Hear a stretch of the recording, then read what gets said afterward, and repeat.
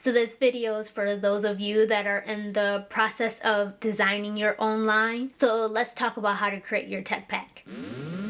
She's an icon, she's a legend, and she is the moment. Now come on now. What's up, icons? It's the IconicFashionFigure back with a new video. And at the end of my series, or at some point in that series, I gotta go back and watch my own series to see where I left off. But I know I was talking to you guys about tech packs and why you need a tech pack if you're designing your own line. For those of you that don't know what a tech pack is, it's basically like the document or spreadsheet that contains all the details and the information of the design you would like a factory to create. So you would send this document, this spreadsheet, because it's not just one page, it's several pages. You would send that over to the factory and they know exactly what to make and how to make it. Tech packs are not hard, they're just time consuming. Like every company I work for, it was normally the interns that did the tech packs, or they would just hire someone specifically for tech packs because it literally would take you a full day doing tech packs if you have multiple designs. And just a tip for some of you guys, if you're not interested in wasting your time doing tech packs, one of our viewers, one of our fellow icons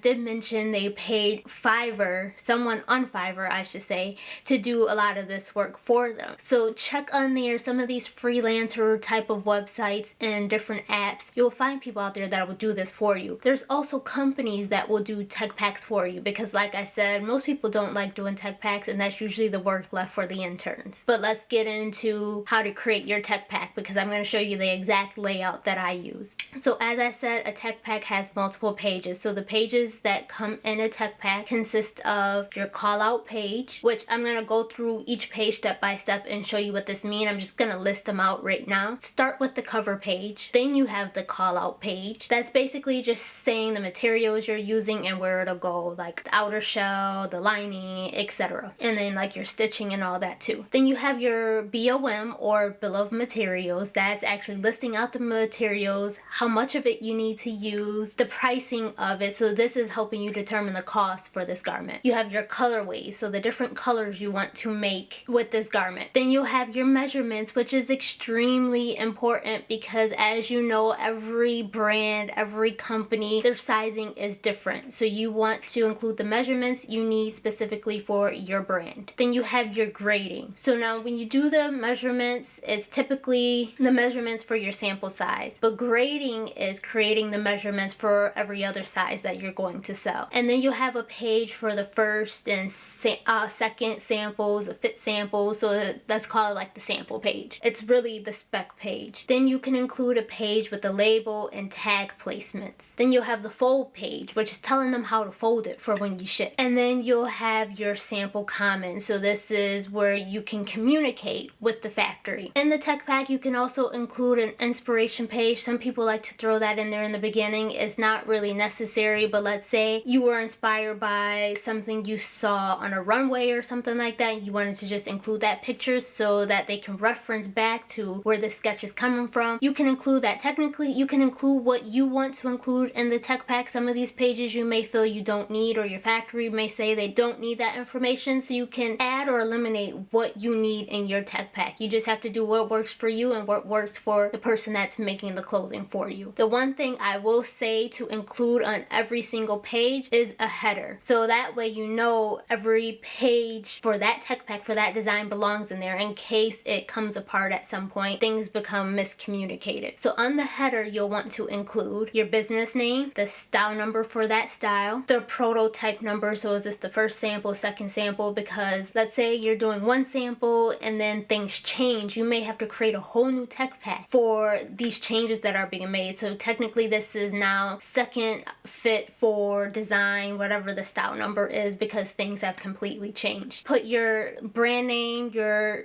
label name, because it could be different from your business name. You'll want to put the style or the size range that you want on there. You can put the season if you want to. The fabric content, I definitely will put the fabric content, a description of the garment on there, because sometimes sketches don't show exactly what you think it's given, so having a description is always helpful too. You could put your sample size so they know what size samples to make. You can put the care instructions in there, or you can always put that on like the label and tag page too. And then the country of origin, so where it's being made. But that's the header, and you would include that on every single page, which you guys are about to see because I'm actually going to show you a tech pack template that, I use, and you'll see the header on there. So first page you'll have in your tech pack is the cover page. And on the cover page, of course, you have your header at the top. I put my logo on there too, just so it all ties together, just flows better to me. On this cover page, you'll want to include your black and white sketch. You don't have to do those call outs for the measurements or anything like that, just a black and white flat sketch. You can put the vendor name on there too, so that way you know where this tech pack is being sent to, because some people work with different factories. So you'll want to know which factory you having this style number being made at. And then I always include like a comment section or revision, so that way if I ever go back to this tech pack, all my comments are already right on the front before I even flip through it. But that's the cover page, pretty simple. This is just giving the basic details. On the call out page, that's page number 2. Actually, you can do these in any order. This is just the order of my tech pack. But on the call out page, this is where you'll include sketches, and this, like, you can have the arrows pointing to like what stitching is where, what fabrics are going where. This is where you want to call out everything, but give your factory a visual of what they're actually looking at. So that's why you would use sketches. This is pretty much just showing placement, because you're going to have your bill of materials where you're going to actually list out the materials, but this is actually showing placement. I normally, instead of doing sketches, I like to include just the images of my materials. Or if I'm actually mailing out the tech pack, let's say you have like a local factory and you're going to actually mail them the tech pack, you can include a swatch of the material. Or sometimes just for myself personally to have in-house, I'll include the swatches on there so I know what fabric's being used. Then next you have your bill of materials. So we did the call out for the materials, but now we're going to actually list out the materials,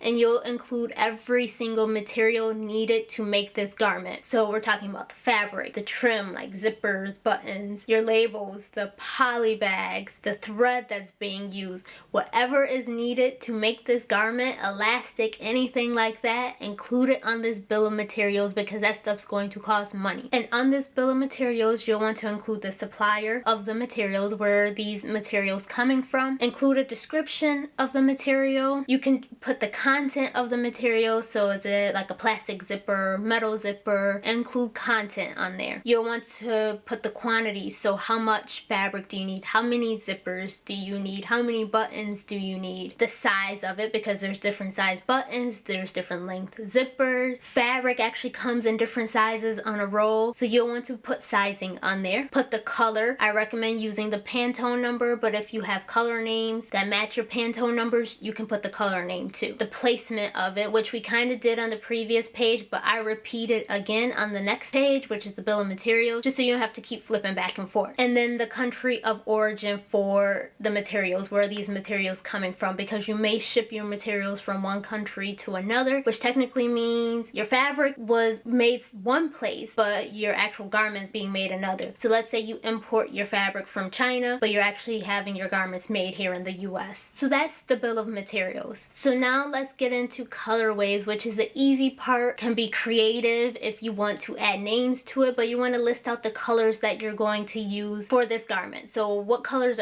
will this garment come in? You'll put your color name if you choose to be creative and give it a color name, and then put the Pantone number. Pantone numbers are universal, so that's something you'll want to definitely use, because to just tell them red, you can get several different shades of red and you'll be upset if you don't get the shade of red you want. So use a Pantone number for them to reference to, so they can get close to the color that you're looking for. You'll want to list colors for everything, so that's for the fabric, for the trims, for the thread, all of it. So whatever fabric color you're using, you might want a contrast thread, or you may want a dye to match thread, which means the thread will match the exact color of the fabric. The zipper, are you using a metal zipper in like silver or brass, or are you using a color zipper that's dyed to match, or maybe you're using a contrast color. Let's say my blue shirt, I decided to put a pink zipper in the middle. You'll have to call that out as well and put Pantone numbers. Next page, you have the measurements, which is the part that can take time, especially if you're a beginner. Once you create multiple tech packs, a lot of your measurements will become the same, and you can just copy and paste from one tech pack to another. But in the beginning, you're going to actually have to create your measurements. For those of you that are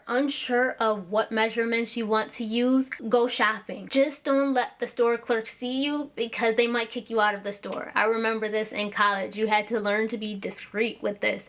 So you can go in the store, find a garment. Well, first find a brand that's similar to the fit that you want to sell. Then find garments similar to what you're making. So if I'm making this off the shoulder top, I'm gonna go find an off the shoulder top. But then I need to find a top that has a wider sleeve instead of the traditional sleeve because I need to figure out how wide I actually want this. So go shopping. It doesn't have to be one garment that's exactly like yours because you may not find it. Piece different measurements from different garments together. So I might just find a tube top, but then I'll go find another top that has a similar sleeve. You'll also want to keep in mind the different fabrics because different fabrics will require different measurements. So I don't want to go into a store and find a woven blouse that has a sleeve like this and use those measurements when this fabric has stretch because those measurements will be different. So keep that in mind as far as the fabrics as well. But on the measurement page, you'll want to include the measurements for your sample size. So whatever size you want the factory to send you that you're going to reference. A lot of companies like to use medium if they're selling small, medium, and large just because medium's in the middle. It makes grading easier. For me, I go the hard way because I prefer small and then I just have to grade up. Whatever sample you choose to use, those are the measurements that'll go on your sample page. You'll also want to include tolerance on your measurement page, which normally this pretty much stays the same for every tech pack. So once you create your template, you could pretty much just put the tolerance in there and that'll stay for every tech pack. But that's just letting the factory know that they're allowed plus or minus like 1/4 inch, 1/2 inch to be off from your measurements in order for the sample to be accepted. If let's say your tolerance is plus or minus 1/4 inch, they cannot be a 1/2 inch off because that's too much. That means the sample is now being rejected. On the measurement page, you'll want to include your technical sketch and lay out where those measurements are going to. So let's say I'm giving them my shoulder measurement. Am I just giving them from center front to the edge of my shoulder, or am I giving them the full shoulder width? They'll want to know that because everyone measures differently. So make sure you put those technical sketches on there and call out how you're making those measurements. And then after that usually comes grading. And as I explained in the video, grading is basically figuring out the measurements for the other sizes based off of your sample size. So for me, my sample size is a small. Now I need to figure out medium and large measurements. So what I'll do, let's say I know, okay, for my waist, I want to add 1 inch per size. So I would say, let's say 24-inch waist for me, and then you go 25 and then 26. And you basically just doing math. Once you know what your difference is between each size, you're just doing the math. So grading is not that hard. It's just a matter of making sure you're getting the right measurement. You also have to remember, especially for those of you that may be doing curvy clothing or even petite. Petite is a little different too. It's not always just add an inch or subtract an inch, because when you get to the hip and you go up in size, you may have to add a little more compared to, let's say, on the hip versus the waist. Those may be different. So you have to figure out those differences and how you want it to fit. Of course, your measurements for the first sample doesn't have to be perfect, because once you get those samples in, you do your first fitting, you can always go in and adjust your measurements and start from scratch if you have to scrap the whole thing, or make those little adjustments if you just need to adjust. And then I go into my first and second fit sample. So this is where, like I said, you will make those adjustments if need to, if those measurements aren't right the first time around. So on that fit page, you'll want to include your sample size measurements on there. So this is what I actually sent in to you. And then once you receive the first sample or the second sample, you'll go in, you actually have to measure the sample that you received. This is where it's measuring at. So then now I can compare and contrast, where did they get the measurements right, what's off, what's within tolerance, what's acceptable. This is to help me stay organized and know that, okay, this sample can pass, this sample needs to be rejected and they need to redo it, or maybe we just need to tweak one measurement and they can proceed to production. Let's say you get a sample and there is a measurement that's off. So it might be bigger or smaller than your sample size measurement, but you actually like that fit. You can adjust to that measurement that they actually created the sample in and just revise your sample size specs on the measurement page. But of course, if you don't like those differences, you'll make those comments and then choose if you're going to reject or accept the sample, like if you need a new sample or not, but that information will just go in the comments. And then on the next page is the label label and tag placement. So this is just letting them know where's your garment label going, where's the care label going, if you have hang tags, if you have any other additional tags or stickers that you're putting in your garments, you have to let them know where to place them. Otherwise, they're gonna choose where they want to put it, and trust me, when they're working fast and trying to mass produce a style for you, they're just quickly throwing things on. You might get some stickers on the left side, some stickers on the right side. Some garments they may forget to put a hang tag because they weren't even told to do it anyway, so some may have hang tags, some may not. Make sure you put it in there so that way any issues you may have, you can tell them reference back to that tech pack that was in there and that's supposed to be done. This tech pack is almost like your contract, so you need this information in there if you want it done. Otherwise they can say you didn't tell me that, and that way they don't have to deal with doing it, and if it's a mess up, it's on you, not them. And then after that, some brands I noticed don't include this page, which is the fold page.